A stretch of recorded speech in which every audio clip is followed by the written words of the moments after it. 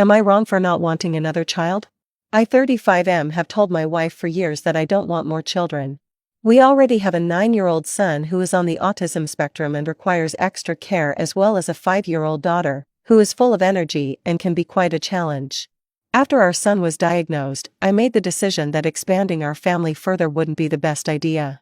He was nonverbal until nearly the end of kindergarten, and he still needs additional support to ensure he has a stable future when my wife and I are no longer around.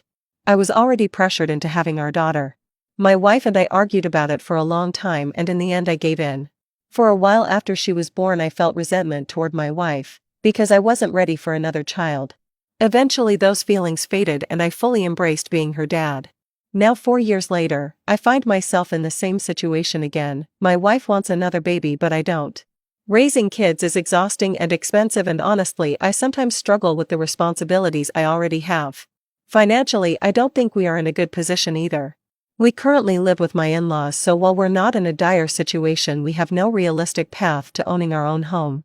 My $85K salary barely covers expenses in our extremely high cost of living state.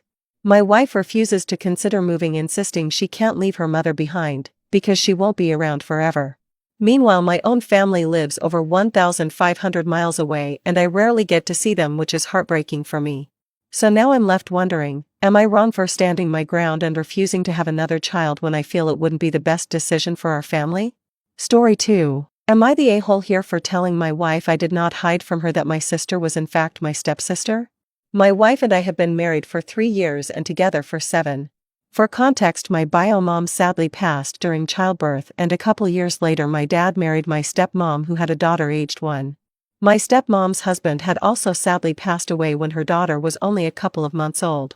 Now all that say, for all intents and purposes my stepmom is my mom and my stepsister is my sister, as they have been with me my whole life.